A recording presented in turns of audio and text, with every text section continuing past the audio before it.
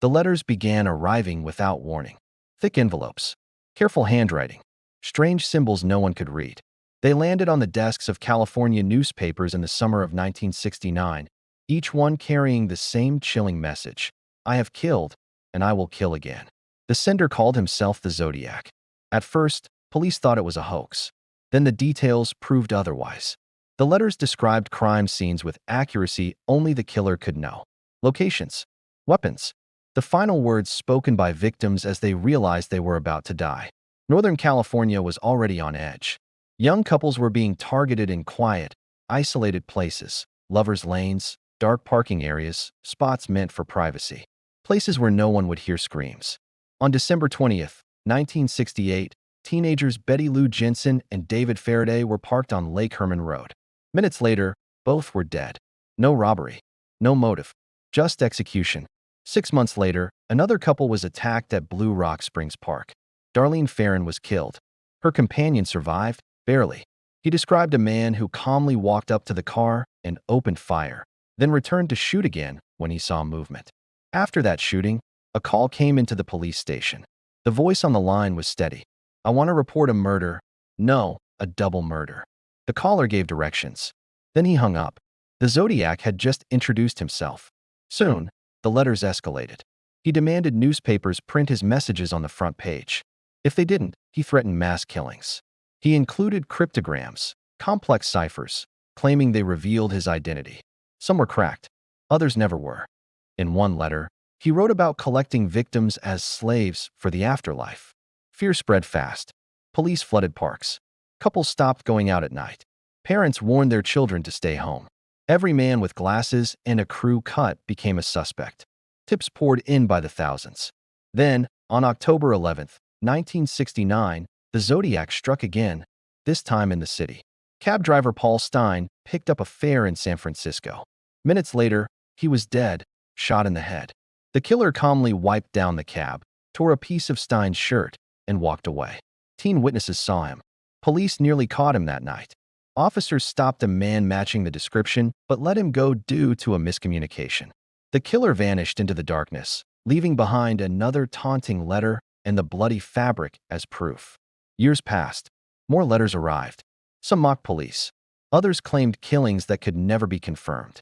The Zodiac symbol, a circle crossed by a line, became infamous. Despite massive investigations, no arrest was ever made. Suspects came and went. Some seemed promising. Others were ruled out. DNA testing decades later eliminated certain names, but none led to a final answer. The killings stopped, but the fear never did. To this day, the Zodiac killer remains unidentified. No trial, no confession, no closure. Only letters, symbols, and a haunting question that still echoes through American crime history.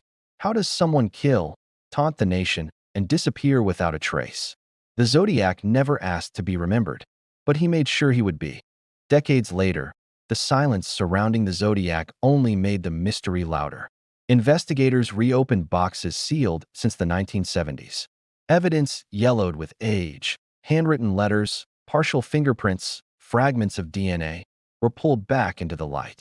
New technology promised answers that old methods never could, but the Zodiac refused to cooperate, even from the past. One by one, longtime suspects were examined again. A schoolteacher with violent fantasies, a quiet Navy veteran, a convicted killer who seemed to enjoy the attention. Each theory sparked headlines. Each one collapsed under scrutiny. The ciphers remained another torment. One was finally cracked in 2020 by a team of private codebreakers. The message revealed no name, no confession, just more chilling arrogance. The killer insisted he wasn't afraid of the gas chamber. He claimed death would only give him power in the afterlife. For many, that was the most disturbing part. The Zodiac didn't want escape. He wanted immortality. True crime documentaries exploded across the internet. Armchair detectives built timelines, compared handwriting, analyzed voice recordings, and debated every detail. The killer became a shadow haunting generations who were never alive when the murders happened. Families of the victims watched from the sidelines. For them, this wasn't a puzzle. It was a wound that never healed. Betty Lou Jensen's smile froze in time. Darlene Ferrin's final moments replayed endlessly in police files. Paul Stein's cab remained a symbol of how close justice came and how easily it slipped away. Some believe the Zodiac died quietly, taking his secret to the grave. Others believe he's still alive, watching the world search for him, satisfied that no one ever truly won. Every few years, a new letter surfaces, a new claim, a new confession that leads nowhere. Police verify, experts analyze. Hope rises, then fades. The truth remains locked behind a name no one can prove. The Zodiac Killer didn't just murder people. He murdered certainty. And in doing so, he became one of the most talked about crimes in American history, not because of how many he killed, but because of how completely he vanished. The case is still open, the symbol still recognized, the question still unanswered. And somewhere, buried in the past, the truth waits, silent, patient, and terrifyingly unresolved. As the years dragged on, the Zodiac case slowly transformed from an active investigation into a legend, one passed down through police departments, classrooms, and late-night radio shows. New detectives inherited old fears. They studied faded crime scene photos and listened to recordings of officers who had long since retired or died. Many of them admitted the same thing in private. The Zodiac case felt different. Not just unsolved, but unfinished, as if the killer had chosen the ending himself. In 2021, a former investigator claimed the mystery was finally over. He named a suspect, pointed to circumstantial evidence, and declared the case solved. The media exploded. Headlines promised closure, but law enforcement never confirmed it. No arrest followed. No charges. No undeniable proof. Once again, the Zodiac slipped away. What haunted investigators most was not what they knew, but what they didn't. The killer showed intelligence, patience, and an understanding of police psychology. He knew how much to reveal, when to stop, how to leave just enough behind to stay alive in the public mind. Some experts believe he was never caught because he didn't fit the profile. No criminal record, no obvious red flags. Someone who blended in. Someone who went home after killing and returned to a normal life. A neighbor, a co-worker, a stranger you passed on the street. The letters eventually stopped, but the damage had already been done. The Zodiac had rewritten the rules of fear. He proved a killer didn't need to be seen to be powerful. He only needed to be unknown. Today, the evidence sits preserved in climate-controlled rooms. Digital databases hold scans of every symbol, every line of handwriting, every coded message. Investigators still check tips, still test DNA, still hope, because the case isn't officially closed. And until it is, the Zodiac remains more than a killer. He is a reminder that some crimes don't end with justice. They end with silence. A silence so deep, it echoes for generations. That silence has a strange power. It creeps into quiet moments, late nights, empty roads, parked cars beneath streetlights. Places that feel safe until memory reminds you they once weren't. For modern investigators, the Zodiac case became a test of patience. Every advancement in forensic science reopened the door. Touch DNA, genealogical databases, artificial intelligence trained to compare handwriting and linguistic patterns. Each breakthrough carried hope, and each time, the result was the same. Inconclusive. The Zodiac seemed to exist just outside the reach of certainty, like a ghost frozen between eras. Too old for modern surveillance. Too careful for the mistakes killers usually make. He never confessed, never slipped publicly, never gave police what they truly needed. Some criminologists believe the final clue may never be found because it was never left behind. The Zodiac may have chosen his victims carefully, his locations deliberately, and his ending intentionally. When the attention reached its peak, he stopped. No grand finale, no final body, just disappearance. And that choice made him eternal. Across the country, other killers were caught, tried, and imprisoned. Their names faded into records and prison walls. But the Zodiac's name lived on, fed by uncertainty, fueled by unanswered questions. Who was he when he wasn't killing? Did he sit at dinner tables, watch the news, and smile when reporters said his name? Did he follow the investigation like a game he was still winning? Or did he grow old, regretful, buried beneath years of ordinary life, hoping no one ever knocked on his door? No one knows.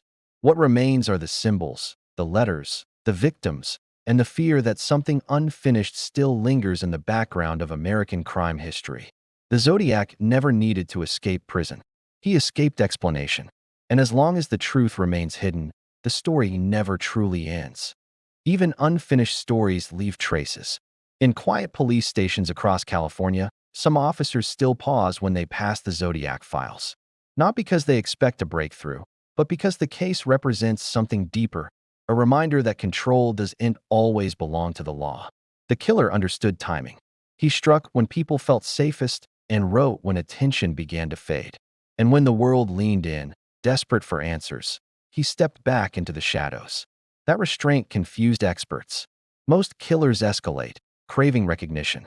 The Zodiac did something else. He withdrew, as if proving a final point. You do'n't catch me because I do'n't want to be caught. Years turned into decades. The places where victims fell became ordinary again. But the mystery never collapsed into truth. Just an empty space where an answer should be. Some believe the Zodiac wanted exactly this, to become a story told in whispers, studied but never solved. If that was his goal, he succeeded. Because even now, the case still breathes, still waits, still refuses to end. And with time, the case stopped belonging to the police alone.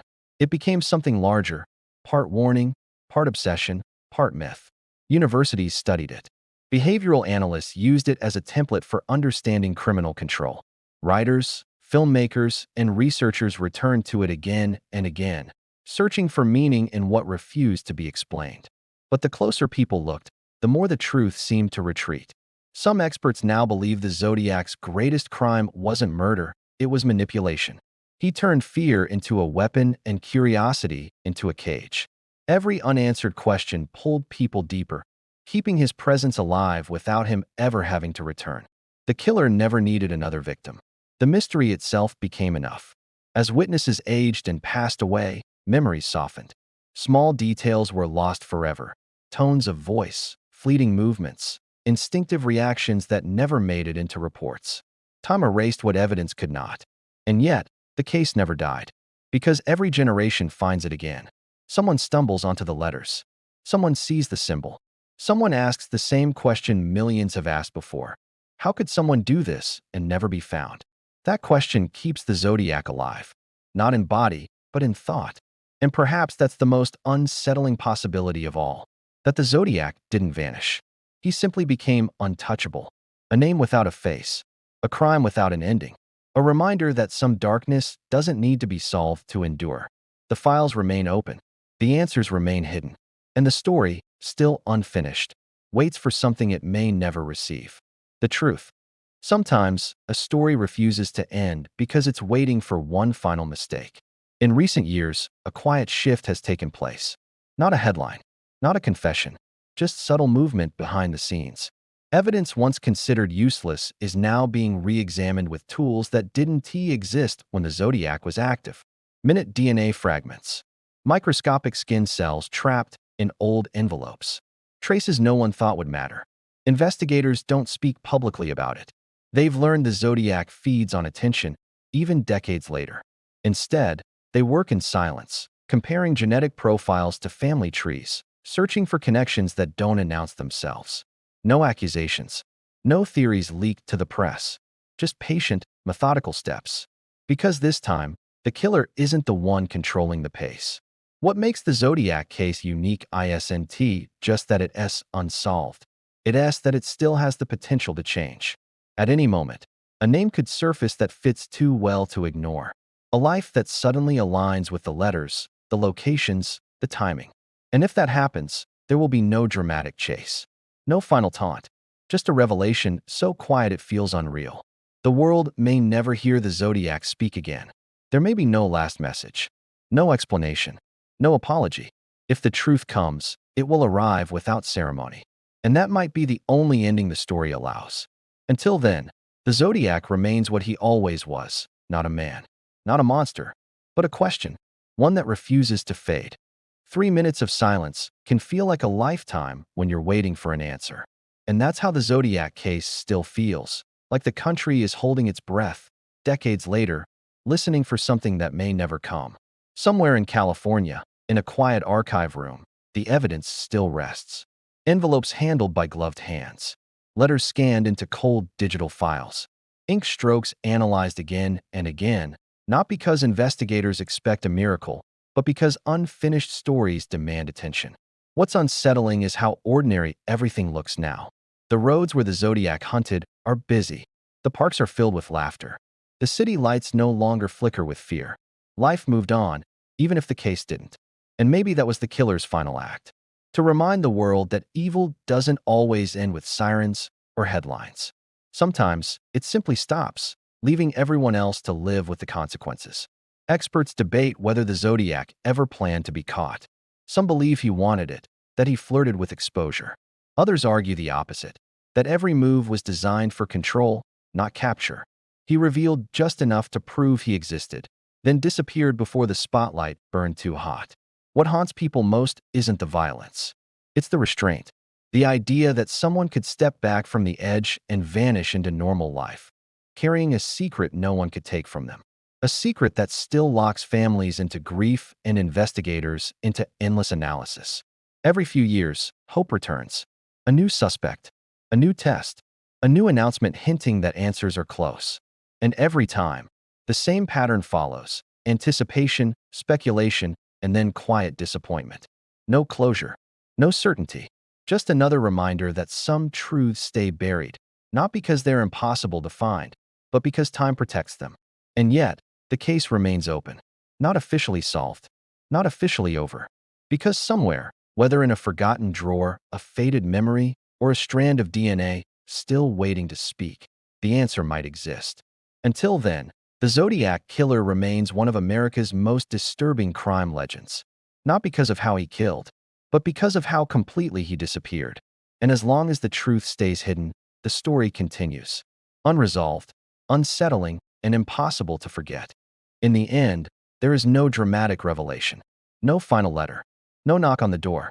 The Zodiac story doesn't close with justice. It closes with acceptance. Acceptance that some crimes don't offer answers, only echoes. That some names remain unknown not because they were protected, but because time chose silence over truth. The files will remain open. The evidence will stay preserved. Investigators will keep looking, not because they expect a miracle, but because remembering is a form of resistance. The victims will always matter more than the mystery. Betty Lou Jensen, David Faraday, Darlene Ferrin, Paul Stein. They were real. They lived. They were loved. And while the Zodiac tried to turn fear into his legacy, he failed in one way that truly counts. He was never celebrated, never understood, never given the power of explanation. He became a shadow, and shadows fade when the light stays on long enough. This is where the story ends. Not with answers, but with remembrance, and with a promise that even when truth hides, it is never forgotten.